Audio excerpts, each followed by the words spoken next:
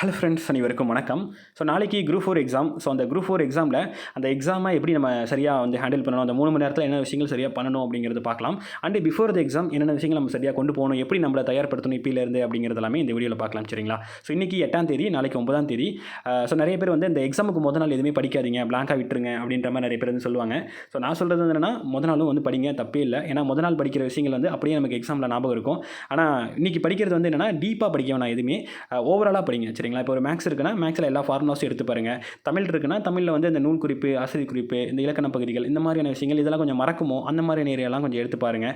Social பகுதி இருக்குன்னா சோஷியலில் இதெல்லாம் கொஞ்சம் மறக்கிற மாதிரியான விஷயங்களாக இருக்குது. இப்போ நமக்கு பாலிட்டி இருக்குன்னா அதில் இருக்கக்கூடிய ஆர்டிகல்ஸ்லாம், அதாவது இதை கம்பைல்டு நோட்ஸாக ஏதாவது வச்சிருக்கீங்க அப்படின்னா, ஓவரால் நோட்ஸாக ஏதாவது வச்சிருக்கீங்க அப்படின்னா அந்த மாதிரி திருப்பி பாருங்கள். எதுவுமே டீப்பாக போக வேணாம். பட் அந்த டாபிக், சப் டாபிக், அதுக்குள்ளே இருக்கக்கூடிய விஷயங்கள், இதெல்லாம் மறக்கக்கூடிய விஷயங்களோ அதெல்லாம் திருப்பி எடுத்து பாருங்கள். சரிங்களா? அதில் எந்த ஒரு தப்புமே இல்லை. ரீசெண்டாக ஏதாவது லாஸ்ட்டாக படிச்சிருக்கீங்க அப்படின்னா அதை ஒரு கிளான்ஸ் எடுத்து பார்த்துருங்க. ஏன்னா லாஸ்ட்டாக படிச்சது மறக்கிறதுக்கான சான்சஸ் இருக்குது. அதை ஒரு டைம், லாஸ்ட்டாக ஒரு டைம் எடுத்து பார்த்துக்கோங்க. சரிங்களா? ஸோ இன்றைக்கி அதனால் மெயினாக மேக்ஸ் ஃபார்முலாஸ் பார்த்துருங்க, தமிழ் இந்த நூல் குறிப்பு, ஆசிரியர் குறிப்பு, இந்த மாதிரியான விஷயங்கள் பார்த்துருங்க. அதேமாதிரி நமக்கு சோஷியல் பகுதியில் மறக்கக்கூடிய டேட்டாஸ்லாம் ஏதாவது இருக்கும் இல்லையா, அதை எடுத்து பார்த்துருங்க. சரிங்களா?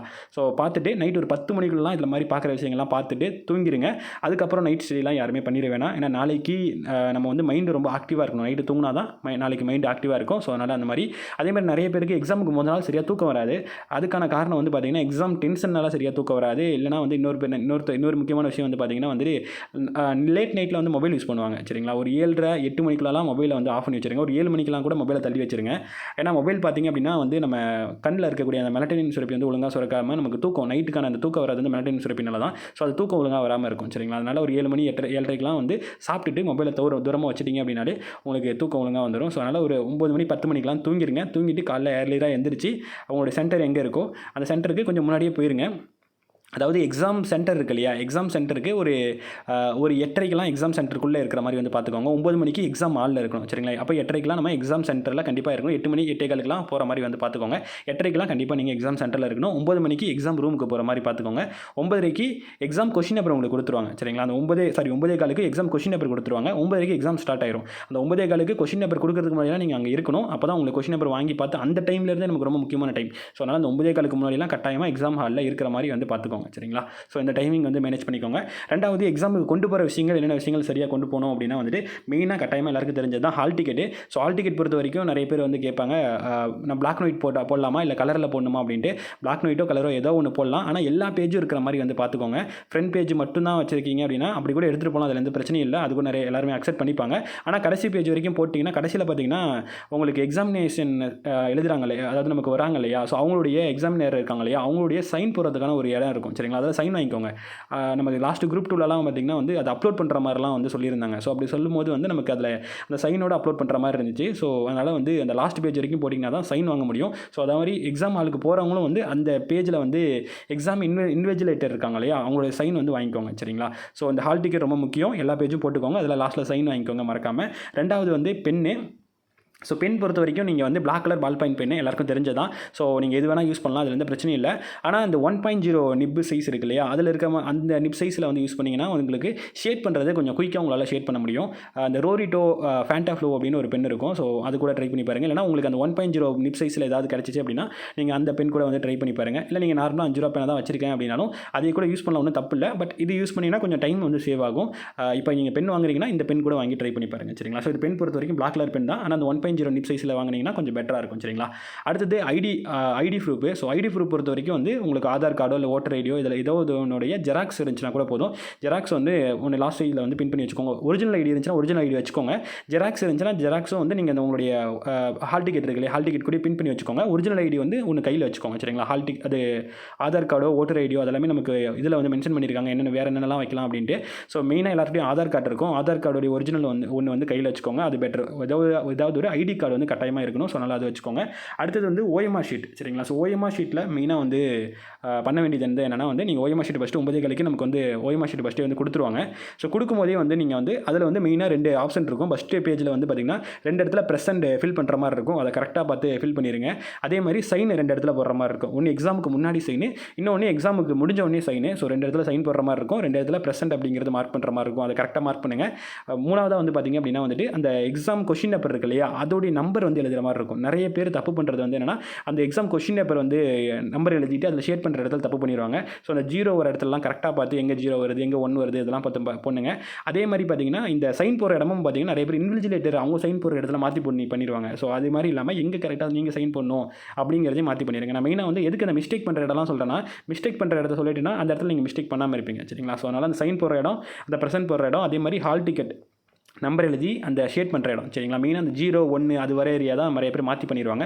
ஸோ அது கரெக்டாக வந்து பார்த்துக்கோங்க. சரிங்களா? அந்த ஓஎம்ஆர் ஷீட்டில் மெயினாக இது ஃபாலோ பண்ணுங்கள். அதே மாதிரி இந்த ஓஎம்ஆர் ஷீட்டில் வேறு என்ன மிஸ்டேக் நடக்கும் அப்படின்னா வந்துட்டு, நிறைய பேர் வந்து வரிசையாக ஷேட் பண்ணிட்டே வரும்போது வந்து இப்போ 5வது நம்பருக்கு அப்புறம் 6வது கொஷின் தெரிலனா 7வது கொஷின் வரும்போது அந்த 6வது கொஷினுடைய நம்பரோட ஏரியாவில் ஷேட் பண்ண ஆரம்பிச்சிருவாங்க. இல்லைனா 6க்கு அடுத்து 7 போகும்போது வந்து 6வது இடத்துல 7வதுக்கும் ஷேட் பண்ணிடுவாங்க. ஸோ இந்த ஷேடிங் வந்து இந்த இடத்துல வந்து ஒரு தப்பு நடக்கும். அதனால் ஒவ்வொரு தடவை ஷேட் பண்ணும்போது வந்து நீங்கள் எந்த நம்பருக்கு ஷேட் பண்ணுறீங்கிறத கரெக்டாக 6க்கு நேராக 7க்கு நேராக அப்படிங்கிறத பார்த்து ஷேட் பண்ணுங்கள். ஸோ அதே மாதிரி ஷேடிங் வந்து என்னென்னா, எக்ஸாம் வந்து பாதியில் அதாவது ஒரு 50 கொஷின் 100 கொஷின் அந்த மாதிரி இடையில மொத்தமாக ஷேட் பண்ணலாமா, இல்லை ஒவ்வொரு கொஷினாக ஷேட் பண்ணலாமா, நிறைய பேருக்கு ஒரு டவுட் இருக்கும். ஸோ என்னுடைய சஜஷன் வந்து எது கொஞ்சம் சிம்பிளாக இருக்கும்னு பார்த்தீங்க அப்படின்னா, நீங்கள் ஆல்ரெடி என்ன ப்ராக்டிஸ் பண்ணியிருக்கீங்களோ அந்த மாதிரி பண்ணுங்கள். இல்லை எது சிம்பிளான ஒரு ஐடியா அப்படின்னு கேட்டிங்க அப்படின்னா வந்து, ஸோ நீங்கள் வந்து ஃபஸ்ட்டு வந்து ஒரு 50 கொஷின் ஃபஸ்ட்டு தமிழ் அந்த மாதிரி தான் நம்ம வந்து ஃபாலோ பண்ணுவோம். ஸோ அப்படி பண்ணும்போது வந்து தமிழில் வந்து ஒரு 50 கொஷின் தமிழ் வந்து ஃபஸ்ட்டு வந்து அதிலே வந்து ஒரு டாட் மாதிரி வச்சுக்கோங்க. கொஷின் நம்பர் மட்டும் வச்சுக்கோங்க. அதில் சின்னதாக ஒரு டாட் மாதிரி வச்சுட்டு வாங்க ஒரு 50 கொஷின்ஸ்க்கு. அது முடிச்சோடனே அதுக்கு நீங்கள் ஃபஸ்ட்டு ஷேட் பண்ணி முடிச்சிருங்க. ஏன்னா நம்ம கொஷின்ஸ்க்கு அங்கே மட்டும் பார்த்து ஆன்சர் பண்ணும்போது ஈஸியாக நம்மளால் பண்ணிட முடியும். மைண்டு டிஸ்ட்ராக்ஷன் ஆகாது. இதே நம்ம வந்து கொஷினை பார்த்துட்டு தென் வந்து ஷேட் பண்ணிட்டு ஒவ்வொன்றும் பண்ணிகிட்டே இருக்கும்போது கொஞ்சம் டிஸ்ட்ராக்ஷன் ஆகும். அதில் மாற்றி ஷேட் பண்ணுறதுக்கான வாய்ப்பு இருக்குது. ஸோ அதனால் ஃபஸ்ட்டு ஒரு 50 கொஷின் தமிழுக்கு டாட் வச்சுட்டு அதுக்கப்புறம் அதை ஷேட் பண்ணிட்டு அடுத்த 50 கொஷின் டாட் வச்சுட்டு அப்புறம் ஷேட் பண்ணிட்டு அதுக்கப்புறம் 25 மேக்ஸை முடிச்சுட்டு அதுக்கப்புறமேட்டுக்கு மீதி இருக்கக்கூடிய இது எல்லாமே 25 கூட நீங்கள் வந்து அந்த மாதிரி கூட டாட் வச்சு அந்த மாதிரி ஷேட் பண்ணலாம். அப்படி பண்ணும்போது கொஞ்சம் குயிக்காக டைமிங் கொஞ்சம் சேவ் ஆகிற மாதிரி இருக்கும். இல்லை நீங்கள் ஆல்ரெடி ஒவ்வொரு கொஷினாக ஷேட் பண்ணுவீங்க அப்படின்னா அந்த மாதிரி கூட பண்ணுங்கள். உங்களுக்கு எது கம்ஃபர்டபுளோ அந்த மாதிரி பண்ணுங்கள். இல்லை எனக்கு கொஞ்சம் பிளாங்காக இருக்குன்னா இந்த ஐடியா கூட ட்ரை பண்ணி பாருங்கள். சரிங்களா? ஓஎம்ஆர் ஷீட்டில் இந்த மாதிரி ட்ரை பண்ணி பாருங்கள். ஸோ இந்த மாதிரி நான் டபுள் ஷேடிங் இந்த மிஸ்டேக்ஸ் மட்டும் பண்ணாமல் இருங்க. அதே மாதிரி அந்த ஷேடிங் பண்ணி முடிச்சுட்டு லாஸ்ட்டில் வந்து கால்குலேட் பண்ணி போகிற இடம் இருக்கு இல்லையா, அதில் என்ன தப்பு நடக்கும்னா, நிறைய பேர் ஏதோ ஒரு இடத்த ஷேட் பண்ணாமல் ஏதாவது ஒரு இடத்த வந்து ஷேட் பண்ணாமல் விட்டுருப்பாங்க ஏதோ ஒரு கொஷின்ஸ்க்கு நேராக. அதை அவங்களுக்கு கால்குலேட் பண்ணி பார்க்கும்போது அப்படியே வந்து கீழே வந்து நம்பர் போட்டுருவாங்க ஃபஸ்ட்டு. அப்புறம் கால்குலேட் பண்ணி பார்க்கும்போது அந்த 200ங்கிறது வராது. சரிங்களா? ஃபஸ்ட்டு அந்த லாஸ்ட்டில் கால்குலேட் பண்ணுறதுக்கு அப்போ என்ன பண்ணுறீங்கன்னா, கொஷின் பேப்பர்லேயே லாஸ்ட் பேஜ் எடுத்துகிட்டு அதில் நீங்கள் அந்த ஏக்கு நேராக பிக்கு நேராக சிக்கு நேராக தனித்தனியாக ஃபஸ்ட்டு நீங்கள் கால்குலேட் பண்ணிவிட்டு லாஸ்ட்டில் 200 வருதானே கொஷின் பேப்பர் பின்னாடியே வந்து முதல்ல நம்பர் போட்டு கால்குலேட் பண்ணி பார்த்துட்டு அதுக்கப்புறமேட்டுக்கு அந்த ஓஎம்ஆர் ஷீட்டில் நம்பரை போடுங்க, ஷேட் பண்ணுங்கள், எல்லாமே பண்ணுங்கள். ஸோ எடுத்தோடனே அதில் நீங்கள் கால்குலேட் பண்ணி நம்ம ஓஎம்ஆர் ஷீட்டில் நீங்கள் வந்து எதுவுமே பண்ணிட வேணாம். தனியாக நீங்கள் வந்து கால்குலேட் பண்ணி பார்த்துட்டு அதுக்கப்புறமேட்டுக்கு அந்த ஓஎம்ஆர் ஷீட்டில் நம்பரை போட்டு அதை ஷேட் பண்ணுங்கள். சரிங்களா? 200 வருதான்னு செக் பண்ணிவிட்டு பண்ணுங்கள். அதுலேயே உங்களுக்கு வந்து அந்த தனித்தனியாக இருக்கு இல்லையா, ஃபஸ்ட்டு வந்து நமக்கு வந்து ஒரு தனித்தனியாக நமக்கு கொஷின்ஸ் பொறுத்த வரைக்கும் வந்து 67 கொஷின்ஸ் இருக்கும், அப்புறம் 67 இருக்கும், அப்புறம் 66 இருக்கும். சரிங்களா? அந்த மாதிரி 67, 66 வருதா அப்படி கூட தனித்தனியாக கூட ஒரு டைம் செக் பண்ணி பார்த்துட்டு அப்புறமேட்டுக்கு அதில் வந்து போடுங்க. சரிங்களா? ஸோ இது வந்து ரொம்ப முக்கியம். ஸோ தென் வந்து ஓஎம்ஆர் ஷீட்லனா மெயினாக இவ்வளோ தான். சரிங்களா? ஸோ இது நீங்கள் ஃபாலோ பண்ணிட்டீங்கனாலே ஓஎம்ஆர் ஷீட்டில் எந்த ஒரு மிஸ்டேக்ஸும் இல்லாமல் பண்ணிடுவீங்க. இது கரெக்டாக பார்த்துக்கோங்க. தென் அதர்ஸ், அதாவது நம்ம எக்ஸாமுக்கு வேறு என்ன விஷயங்கள் கொண்டு போகணும், என்ன விஷயங்கள் சரியாக பார்க்கணும் அப்படின்னா, நீங்கள் வாட்டர் பாட்டில் நிறைய பேர் வந்து எடுத்துகிட்டு போகணும்னு நினைப்பீங்க. ஸோ வாட்டர் பாட்டில் எடுத்துகிட்டு போகலாம். அதில் வந்து ஏதாவது கவர் அந்த மாதிரி ஏதாவது இல்லாமல் ஏதாவது சுற்றி உங்களுக்கு ஏதாவது பிளாஸ்டிக் கவர் மாதிரி சில புதுசாக வாங்கி வாட்டர் பாட்டில் வாங்கிட்டு போவாங்க இல்லையா, ஸோ அந்த மாதிரிலாம் எதுவும் இல்லாமல் பிளாங்காக இருக்க மாதிரி வாட்டர் பாட்டில், ஒருவேளை கவர் ஏதாவது ஒட்டி இருக்குது அப்படின்னா அதை கூட பிரிச்சிருங்க. பிளாங்காக இருக்க மாதிரி வாட்டர் பாட்டில் எடுத்துகிட்டு போகலாம். இல்லை பென்சில் அல்லது உங்களுக்கு ஸ்கேல் ஏதாவது தேவைப்படுது, நேராக வச்சு நீங்கள் ஷேட் பண்ணிட்டே வரும்னு நினைக்கிறீங்க அப்படின்னா அது கூட எடுத்துகிட்டு போகலாம். அதில் எந்த பிரச்சனையும் இல்லை. ஸோ மற்றபடி அன்னெசரியான திங்ஸ் எதுவுமே எடுத்துகிட்டு போக வேணாம். பர்ஸ்லாம் பெரிய பர்ஸு அந்த மாதிரிலாம் எடுத்துகிட்டு போக வேணாம். காசும் வந்து அதிகமாக இருக்க மாதிரி எதை எடுத்துகிட்டு போவேனா. சிம்பிளாக நீங்கள் வந்து பென்னு, நமக்கு தேவையானது என்ன பென்னு, அது இல்லாமல் உங்களுக்கு பென்சிலோ இல்லை ஸ்கேலோ வேறு ஏதாவது தேவைப்படுது அப்படின்னா எடுத்துக்கோங்க. தென் வந்து உங்களுக்கு வந்து கர்ச்சீஃபோ இல்லை வந்து நமக்கு வந்து வாட்டர் பாட்டிலோ ஏதாவது வேணால் எடுத்துக்கோங்க. எதுவுமே வந்து நீங்கள் வந்து அந்த ஆல்ரெடி சொன்ன மாதிரி தான் வாட்டர் பாட்டில் எதுவும் இதாக பிளாஸ்டிக் கவர் ஏதாவது ரோப்பாக இல்லாத மாதிரி பார்த்துக்கோங்க. சரிங்களா? ஸோ இதுதான் அதர் திங்ஸை பொறுத்த வரைக்கும். அதே மாதிரி ஏதாவது மழை வரக்கூடிய ஏரியாவில் யாராவது இருக்கீங்க அப்படின்னா வந்துட்டு அதேமாதிரி மழை வர மாதிரி தெரியுது அன்றைக்கி காலையில் அப்படின்னா குடம் மறக்காமல் எடுத்துகிட்டு போயிருங்க. ஏன்னா போகிற வழியில் மேபி மழை வரலாங்கிறது நீங்கள் ஃபஸ்ட் ஸ்டாப்லேருந்து நடந்து போகிற தூரமாக இருக்கலாம். அந்த டைமில் பார்த்து மழை வந்துட்டு இருக்கலாம். ஸோ அப்போ உங்கள்கிட்ட கொடை இருந்துச்சுன்னா ஈஸியாக நீங்கள் வந்து போயிடலாம். அதனால் கொடை மழை வர மாதிரி தெரிஞ்சு அப்படின்னா மறக்காமல் எல்லாருமே ஒரு கொடை எடுத்துகிட்டு போயிருங்க. சரிங்களா? அது பெஸ்ட்டாக இருக்கும். ஸோ இதான் மெயினாக எக்ஸாமுக்கு முன்கூட்டியே நம்ம பண்ண வேண்டிய சரியான விஷயங்கள். சரிங்களா? ஸோ அதே மாதிரி வந்து அதுக்கு அடுத்தது எக்ஸாமுக்கு முன்னாடி வேறு சில விஷயங்கள் என்னென்னா, எக்ஸாமினேஷன் நமக்கு எக்ஸாம் இன்விஜிலேட்டர் வராங்க இல்லையா, ஸோ அவங்க சில தப்பு கூட பண்ணுவாங்க. அது என்னங்கிறது சொல்லிடுறேன். அது நீங்கள் சரியாக நீங்கள் வந்து உங்களுக்கு ஏற்ற மாதிரி நீங்கள் கரெக்டாக பார்த்துக்கோங்க. என்ன அப்படின்னா, இந்த 9:15 இருக்கு இல்லையா, 9:15க்கு அவங்க கண்டிப்பாக கொஷின் பேப்பரை கொடுத்துடணும். சரிங்களா? ஸோ அதை நிறைய பேர் தெரியாமல் இல்லாமல் 9:30க்கு தான் வந்து அது கொடுப்பாங்க. அந்த மாதிரி இல்லாமல் 9:15க்கு கொஷின் பேப்பர் கொடுக்காம இருந்தாங்க அப்படின்னா மறக்காமல் அவங்கள சொல்லி கொஷின் பேப்பர் கொடுக்க சொல்லுங்கள். ஏன்னா அப்பயே நீங்கள் வாங்கி அந்த கொஷின் பேப்பர் செக் பண்ணணும். செக் பண்ணிவிட்டு அந்த டைமில் ஏன்னா அந்த 15 மினிட்ஸ் இருக்கு இல்லையா, அந்த 15 மினிட்ஸ்லேயே நிறைய பேர் கொஷின்ஸ்க்கு ஆன்சர்லாம் கொஞ்சம் பார்க்க ஆரம்பிச்சிருவாங்க. சரிங்களா? ஸோ அந்த மாதிரி அந்த 15 மினிட்ஸை யூஸ் பண்ணி நீங்களுமே ஒரு டைம் டக்குன்னு நீங்கள் என்ன பண்ணுறீங்கன்னா எல்லா பேப்பரும் கரெக்டாக இருக்கான்னு ஒன்ஸ் குயிக்காக பார்த்துட்டு அப்பயே நீங்கள் வந்து கொஷின்ஸ்க்கான ஆன்சர் ஒவ்வொன்றா நீங்கள் பார்க்க ஆரம்பிச்சிருங்க. ஏன்னா அந்த 15 மினிட்ஸில் கிட்டத்தட்ட நீங்கள் ஒரு 15-20 கேள்வி ஆன்சர் வந்து நீங்கள் பார்த்துடலாம். சரிங்களா? ஸோ அதனால் அந்த 9:15க்கு கொஷின் பேப்பர் கொடுக்குறாங்களான்னு பாருங்கள். கொடுக்கலனா கொடுக்க சொல்லுங்கள். சரிங்களா? அதே மாதிரி நிறைய பேர் வாட்ச் கட்டு போகிறத பற்றி கேட்டுகிட்டே இருந்தீங்க. வாட்ச் கட்டாயமாக கட்டிட்டு போகலாம். ஆனால் அனலாக் வாட்ச் கட்டு போகலாம். ஸ்மார்ட் வாட்ச் இருக்கு இல்லையா, அது மாதிரி கட்டு போகக்கூடாது. ஆனால் நார்மல் அனலாக் வாட்ச் நம்ம முள்ளு வச்ச வாட்ச் இருக்கு இல்லையா, அதை நீங்கள் கட்டிட்டு போகலாம்.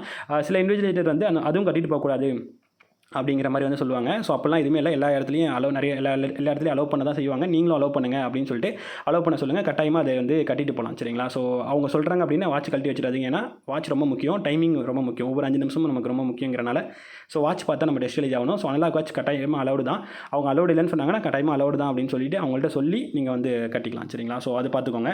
தென் எக்ஸாமுக்கு அப்படின்னு பார்த்தோம் அப்படின்னா எக்ஸாமில் மெயினாக என்ன பண்ணணும் அப்படின்னு பார்த்தீங்க அப்படின்னா, ஸோ எக்ஸாம் பொறுத்த வரைக்கும் நமக்கு என்ன இருக்குது, Tamil, maths, science, social and நமக்கு கரண்ட் அஃபேர்ஸ் இதுதான் நமக்கு இருக்குது. ஸோ இதில் எந்த ஆர்டரில் நம்ம அட்டன் பண்ணுறோம் அப்படிங்கிறதுலையும் வந்து எல்லாமே இருக்குது. ஸோ மெயினாக எல்லாருமே எல்லாம் எப்படி ஸ்ட்ராங்காக இருப்போம் அப்படின்னா இந்த ஆர்டர் தான் ஸ்ட்ராங்காக இருப்போம். ஸோ தமிழ், மேக்ஸு, சோஷியல் இந்த ஆர்டர் தான் ஸ்ட்ராங்காக இருப்போம். அதுக்கப்புறம் தான் சயின்ஸ், கரண்ட் அஃபேர்ஸ் அப்படிங்கிற மாதிரி, அதுக்கப்புறம் அன்னோன் கொஸ்டின்ஸ் அப்படிங்கிற மாதிரி இருக்கும்.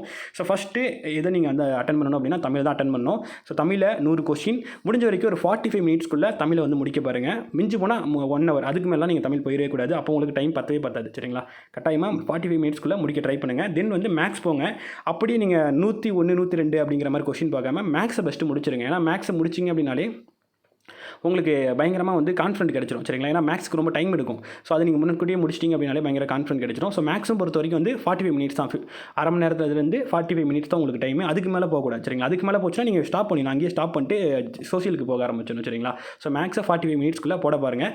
ஏதாவது ஒரு கணக்கில் வந்து அப்படியே ஸ்டாப் ஆகி நின்றாதீங்க. சரிங்களா? இந்த கணக்கு எனக்கு வரல, ஆனால் பெருசாக போய்கிட்டே இருக்குன்னா அங்கே ஸ்டாப் ஆகி நின்றாதீங்க. ஏதாவது ஒரு கணக்கு உங்களுக்கு வந்து ஒரு 3 நிமிஷம் 5 நிமிஷத்துக்கு மேலே போகுதுன்னா அதை அப்படியே ஸ்டாப் பண்ணிட்டு அடுத்த கணக்கு போயிருங்க. சரிங்களா? மேபி லாஸ்ட்டில் உங்களுக்கு டைம் இருந்துச்சுன்னா அப்போ ட்ரை பண்ணி பாருங்கள். இல்லை டைம் இல்லைனா நம்ம ஏதோ ஒன்று பண்ணிக்கலாம். ஏன்னா ரொம்ப டைம் கன்சியூம் ஆகிற மாதிரி கணக்காக போகுது அப்படின்னா அதுக்கு ரொம்ப ஒரு 10 நிமிஷம், 1/4 மணி நேரம், 20 நிமிஷம் அப்போலாம் போட்டு இருந்தீங்கன்னா டைம் பத்தாது நமக்கு. சரிங்களா? ஸோ மேக்ஸை 25 கணக்கையும் அட்டன் பண்ண ட்ரை பண்ணுங்கள். ஏதாவது 1-2 கணக்கு பின்னாடி நம்ம ரொம்ப நேரம் ட்ரை பண்ணால் வரும்னா அதை அப்படியே விட்டுட்டு அடுத்ததுக்கு போங்க. சரிங்களா? முடிஞ்ச வரைக்கும் தமிழை வந்து அப்பயே நீங்கள் முடிக்க பாருங்கள். தமிழில் மேக்ஸிமம் எல்லாருக்கும் தெரியாத கொஸ்டின் மேக்ஸிமம் இருக்காது, தெரியும், அல்லது ஓரளவுக்கு கொஞ்சம் யோசிச்சு பார்த்து போடுற மாதிரி இருக்கும். முடிஞ்ச வரைக்கும் அந்த 100 கொஸ்டின் அப்பயே முடிச்சிட பாருங்கள். ஏன்னா பின்னாடி பெண்டிங் வச்சுன்னா கடைசி வரைக்கும் உங்களுக்கு முடிக்க முடியாமல் கூட போகலாம். ஸோ தமிழை முடிஞ்ச வரைக்கும் போட்டுருங்க. மேக்ஸை முடிஞ்ச வரைக்கும் ட்ரை பண்ணுங்கள். 1-2 கேள்வி தெரியாமல் இருந்துச்சுன்னா பின்னாடி ட்ரை பண்ணலாம் அப்படின்ட்டு அதை மட்டும் நோட் பண்ணி வச்சுட்டு அடுத்த கணக்கு போயிருங்க.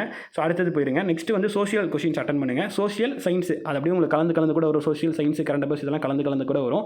மேக்ஸை பொறுத்த வரைக்கும் ஒரு 12 கொஸ்டின் தனியாகவும் 13 கொஸ்டின் தனியாகவும் கொடுப்பாங்க. அது 25 கொஸ்டினாக ஃபஸ்ட்டு முடிச்சிருங்க. அதுக்கப்புறம் சயின்ஸு, சோஷியல், கரண்ட் அஃபேர்ஸ் பொறுத்த வரைக்கும் ஃபஸ்ட்டு வந்து நீங்கள் வந்து சயின்ஸ் நான் படிக்கவே இல்லை, கரண்ட் அஃபேர்ஸ் நான் படிக்கவே இல்லை அப்படின்னு சில பேர் இருப்பாங்க. அவங்க என்ன பண்ணுறீங்க அப்படின்னா சயின்ஸ், கரண்ட் அஃபேர்ஸ் கொஸ்டினை தொடாதீங்க, அதை அப்படியே விட்டுருங்க. சரிங்களா? விட்டுட்டு சோஷியல் கொஸ்டினை மட்டும் வந்து எடுங்க. சரிங்களா? ஏன்னா நமக்கு படிக்கவே இல்லைன்னா நமக்கு எதுவுமே தெரிய போகிறது இல்லை. சரிங்களா? ஸோ அப்போ நீங்கள் அது தொட்டும் வேஸ்ட் தான். அதனால் வந்து என்ன பண்ணுறீங்கன்னா சோஷியல் கொஸ்டினை மட்டும் எடுங்க. சோஷியல் கொஸ்டினை ஃபுல்லாக முடிச்சுட்டு அதுக்கப்புறம் உங்களுக்கு டைம் இருக்கும் இல்லையா, அப்போ நீங்கள் சயின்ஸ் பக்கமோ கரண்ட் அஃபேர்ஸ் பக்கமோ வாங்க. அப்போ வரீங்க அப்படின்னா அதுக்குள்ளே ஏதாவது உங்களுக்கு தெரியாத கொஷின் தான், பட் இருந்தாலும் அதில் சிம்பிளாக ஏதாவது கொஷின் இருக்கலாம். சரிங்களா? இல்லை அதுக்குள்ளே ஏதாவது ஒரு லூப் ஹோல்ட் இருக்கலாம். ஏன்னா குரூப் 4 ஸ்டாண்டர்டுங்கிறனால அது உங்களுக்கு கேள்வி வைக்கிற விதத்துலையும் சரி, கேள்வி கேட்குற விதத்துலையும் சரி, ஆப்ஷன் வைக்கிற விதத்துலையும் சரி, அதுக்குள்ளே ஏதாவது ஒரு லூப் ஹோல்ட் இருக்கும். இல்லை நீங்கள் இங்கிலீஷ் கொஷின் படிச்சு பாருங்கள், தமிழ் கொஷின் படிச்சு பாருங்கள். கரண்ட் அஃபேர்ஸ்லாம் பார்த்தீங்கன்னா இங்கிலீஷில் தமிழ் ரெண்டுத்துலேயே படிச்சு பாருங்கள். சரிங்களா? அதில் ஏதாவது ஒன்று உங்களுக்கு கேட்ட மாதிரி, வாசித்த மாதிரி, அதுக்குள்ளே ஏதாவது ஒரு லிங்க் இருக்கலாம், அந்த ஆப்ஷனில் ஏதாவது ஒரு லூப் ஹோல்ட் இருக்கலாம். அந்த மாதிரி நீங்கள் யோசிச்சு பார்த்து அப்படி ட்ரை பண்ணுங்கள். ஸோ எதுவுமே தெரில அப்படின்னா வந்துட்டு பி ஆப்ஷனோ இல்லை சி ஆப்ஷனோ சூஸ் பண்ணுங்கள். சரிங்களா? ஏடிக்கு வந்து அதிகமான வாய்ப்பு வந்து கம்மியாக தான் இருக்கும். பி அல்லது சி வந்து சூஸ் பண்ணுங்கள். ஒரே மாதிரி எதுவுமே எனக்கு தெரியல, அன்னோன் கொஸ்டினாக இருக்குது அப்படின்னா அந்த மாதிரி ட்ரை பண்ணுங்கள். மேக்ஸிமம் அன்னோன் கொஸ்டின் வந்து சயின்ஸ்லேயும் கரண்ட் அஃபேர்ஸ்லேயும் நிறைய பேருக்கு வந்துடும். சோஷியலில் சில கொஸ்டின்ஸ்க்கு வந்து வரலாம். மேக்ஸில் வந்து 1 or 2 கொஸ்டின், அதே மாதிரி தமிழில் வந்து 1 or 2 கொஸ்டின் அந்த மாதிரி தான் வரலாம். மற்றபடி எல்லாருமே நல்லா படித்தவங்களுக்கு எல்லா கொஸ்டினும் தெரிகிற மாதிரி தான் வந்து இருக்கும். ஸோ அப்போ அந்த அன்னோன் கொஸ்டின்ஸ்க்கு நான் சொன்ன மாதிரி அதுக்குள்ளே ஏதாவது ஒரு லிங்க் இருக்கும், அதை ட்ரை பண்ணி பாருங்கள்.